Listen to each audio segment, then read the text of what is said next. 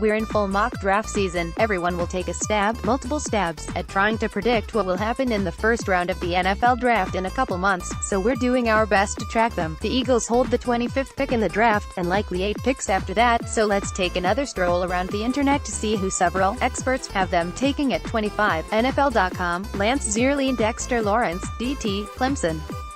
Here's what they said: Haloti Ngata is due to hit the market this offseason, and will Timmy Jernigan be back in 2019? There could be an opening or two at DT, which would clear the way for Lawrence, who flashes the ability to manhandle opponents. C.com. Callan Caller Dexter Lawrence, DT, Clemson. Here's what they said: Lawrence is primarily an early down run stuffer, but he has a rare combination of size and athleticism and has flashed upside in the pass rush. His gargantuan body type is really hard to find, 6 feet 4 inches, 350 pounds, which makes him an intriguing pick for the Eagles, whose recent success has come in large part from investing heavily in offensive and defensive lines. NFL.com, Bucky Brooks Dexter Lawrence, DT, Clemson. Here's what they said: the Eagles have joined the ranks of the NFL elite by investing heavily in the offensive and defensive lines. Lawrence is a rugged nose tackle with the size and strength to erase runs between the guards while also collapsing the pocket with bull rushes on passing downs. My take on Lawrence? Okay, so this seems to be the most popular pick as we sit here in late January. In my first Eagles-only mock draft, I actually had them taking Lawrence's teammate Christian Wilkins. I actually think Wilkins would be a better fit with the Eagles, but that doesn't mean Lawrence isn't a good and intriguing prospect. Lawrence is bigger and is known as more of a run stuffer, but he still is pretty athletic for as big as he is. That Clemson team is likely to have 3 defensive linemen drafted in the first round, and the Eagles would probably be happy to get any of them. The Birds definitely need some help along the defensive line, and the good news is that the DL is a real strength of this draft class. CBS Sports. Brian Wilson Deontay Thompson, Alabama. Here's what they said: Thompson is one of the best safeties in this class, and he would solidify an Eagles secondary that was replacement level in pass defense, according to Football Outsiders. My take on Thompson: he's probably the best safety in this draft class. He's an absolute playmaker and worthy of a first-round pick. While the Eagles have taken quite a few safeties in the second round over the years, they've never taken a safety in the first round.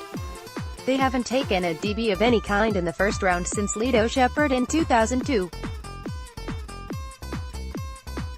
But depending on what happens with Rodney McLeod and his expensive cap hit, the Eagles could be in the market for a cheap but talented replacement. CBS Sports. R.J. White N'Keal Harry, WR, Arizona State. Here's what they said: the Eagles could go in a few different directions, but one area of concern is at wide receiver, where they traded for Golden Tate during the season to give him a boost despite him hitting free agency this offseason. Harry is in the mix to be the first player at his position off the board as a potentially dominant outside receiver with great hands. If he has a big combine, he could shoot up the first-round projections. My take on Harry: he's 6'3" and nearly 220 pounds and has a lot in common with Alshon Jeffrey in that he can go up and win those 50-50 balls. Not sure he'd be a perfect fit with the Eagles in 2019 because of that, but he's definitely a really good receiver, who put up big numbers at Arizona State and would be worthy of a first-round pick. Eagles have Jeffrey and Nelson Agholor under contract, so a cheap third option through the draft or free agency would make sense. USA Today Draft Wire. Luke Easterling DeAndre Baker, CB, Georgia. Here's what they said: Philly's lack of depth at corner was painfully evident as injuries stacked up down the stretch last season, and this offseason gives them a chance to address it. Baker is a tough, instinctive player with a nose for the ball who could become an instant starter. My take on Baker: well, down the stretch, I thought the Eagles' depth at corner was evident. Sewell Douglas and Avonte Maddox played well. Craven LeBlanc was a revelation, and next season Jalen Mills will be back from injury. Sidney Jones should be healthy, and all of a sudden, the Eagles have a stable group of young cornerbacks even if Ronald Darby walks. That's not to say they won't draft one. I guess it's possible, but the Eagles, as I said earlier, haven't drafted a cornerback in the first round since 2002.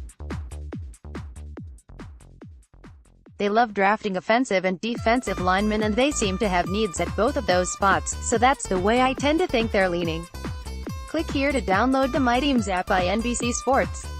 Receive comprehensive coverage of your teams and stream the Flyers, Sixers and Phillies games easily on your device.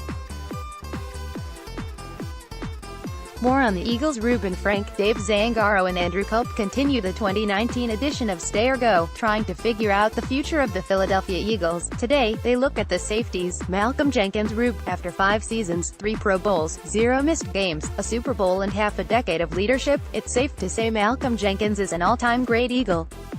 Definitely headed for the Eagles Hall of Fame. This may have been his best year as he held it down as the only constant in a chaotic secondary. Hope he finishes his career here. Verdict, stays Dave. It's hard to imagine where the Eagles would be without Jenkins. He plays every snap, he plays multiple positions, he was the veteran force on a secondary that was decimated by injuries. He's one of the most important players on the team. It's hard to overstate how important he is. Verdict, stays Culp. The heart and soul of the Eagles' defense. Jenkins played every snap this season. He's indispensable, both on the field and as a locker room leader. And in case anybody feels different about Jenkins, at 31, trade or release only creates about $2 million in savings. Verdict, stays Rodney McLeod. Rube, this is one of the tougher calls of the offseason. McLeod is really solid and forms a great safety tandem with Malcolm Jenkins. And he's only 28. But he's coming off a season-ending injury. He's got that $7.5 million salary and $9.9 million cap hit, and the Eagles need cap space. Will they cut ties with him? Bring him back at a lower salary? It's going to be tempting to move Avonte Maddox to safety, cut ties with McLeod and clear much-needed cap room. Tough call. Verdict, goes Dave. This is a tough one because McLeod's cap hit is over $9 million in 2019, and that's a lot for a player coming off an ACL tear. But I think he and the Eagles can figure something out to keep him around. Losing him last season was a big loss. He's still just 28 and has some good football ahead of him. Verdict, stays Culp. McLeod is somebody fans might have taken for granted prior to this season, but you saw what a mess the secondary became after he went down in the 3rd game. He provides a lot of stability on the back end. The Eagles only save $5 million, or roughly half of McLeod's cap hit, in the event of his trade or release, so knowing what we do now, I would be real hesitant to move on. Verdict, stays Corey Graham. Rube, Graham played way more than he could have imagined when he re-upped with the Eagles a week into training camp. There was 4th and 15 against the Titans, but as the year went on he played better. But Graham turns 34 before training camp starts and has 12 years in the books. I think he calls it a career. Verdict, goes Dave. He was pretty close to retiring after the 2017 season, but decided to come back and eventually played well in 2018 after that 4th and 15 in Tennessee. But he made it pretty clear throughout the season that he wasn't going to play much longer. I think he retires. Verdict, goes Culp. Was solid as the Eagles' 3rd safety in 2017, looked like a 33-year-old defensive back in 2018.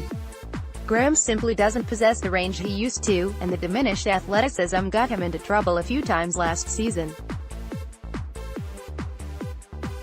He's a free agent, and I imagine headed for retirement unless another team is in really dire straits. Avonte Maddox is the new 3rd safety. Verdict, goes DeAndre Hall. Rube, Hall barely played on defense, 6 snaps all year, but was a core special teamer for Dave Phipp and is under contract at minimum wage $720,000 in 2019, so unless the Eagles draft a safety to play that 4th safety, special teams role, which is certainly possible, I'd expect Hall to be back next year simply because of his special teams ability. Verdict, stays Dave. It was telling that even when the Eagles needed help at safety, they refused to play Hall. But he's a big special teams guy and you need to have a few of them. Verdict, stays Culp. Played only 6 snaps on defense, which is kind of incredible given all the injuries in the secondary. but Hall became a major contributor on special teams as the year went on, which is apparently what the Eagles were hoping when they traded a 7th-round pick to the Bears in September. He's under contract and inexpensive for one more year. Verdict: stays Trey Sullivan. Rube Sullivan went from the practice squad to barely playing to a key rotational D-back during the course of the season, and by the postseason was playing at a high level and getting them 60% of the defensive snaps while continuing to take a huge load on special teams.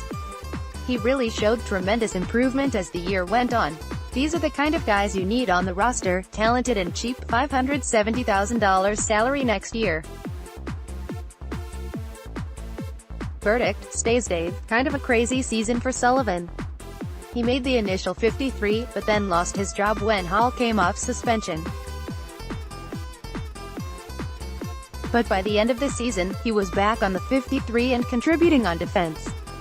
The Eagles probably need some more help at this position, but either way, I think Sullivan has the inside track on a roster spot. Verdict: stays Culp. Sullivan was on the field quite a bit during the Eagles' stretch run, surprising considering some of the bonehead plays he made earlier. Yet, by the end, he seemed to be doing a decent enough job. If nothing else, Sullivan will enter his second NFL season as a cheap backup with regular season and playoff game experience. Verdict: stays. Click here to download the My Teams app by NBC Sports. Receive comprehensive coverage of your teams and stream the Flyers, Sixers and Phillies games easily on your device. More on the Eagles. Eagles fans should probably feel a little conflicted about the Chip Kelly era, because on one side, it obviously never lived up to the hype. Kelly the GM ended up getting Chip Kelly the coach fired. And Chip Kelly the person didn't do him any favors either, but if Kelly's time in Philadelphia didn't turn into an utter disaster in less than 3 years, then the Eagles don't end up with Doug Peterson. Howie Roseman doesn't get back GM power, they don't get Carson Wentz, Nick Foles doesn't come back with a new outlook, etc. That doesn't mean it hurts any less when fans look back and see some real favorites and real talents that Kelly ousted from those teams. Two of those players Kelly inherited, Mike Vick and Deshaun Jackson, were on the Sims and Lefkoe podcast on Bleacher Report this week, and they talked about their relationships with Kelly. Vick even told a story about being in tears during his QB competition with Nick Foles. The whole video is worth a watch. The complaint from Vick and Deshaun is a common one about Kelly. He just valued his system more than the players, which worked for him at Oregon, but the NFL is a players' league. Teams need star players to succeed in the NFL, where talent rules, and Adam Lefkoe is right. Having Vick and Jackson and McCoy and Maclin should have made Kelly's offense hum. And it did for a short time, but then it all got demolished. Ultimately, things worked out for the Eagles, though. Here to download the My Teams app by NBC Sports. Receive comprehensive coverage of your teams and stream the Flyers, Sixers and Phillies games easily on your device. More on the Eagles.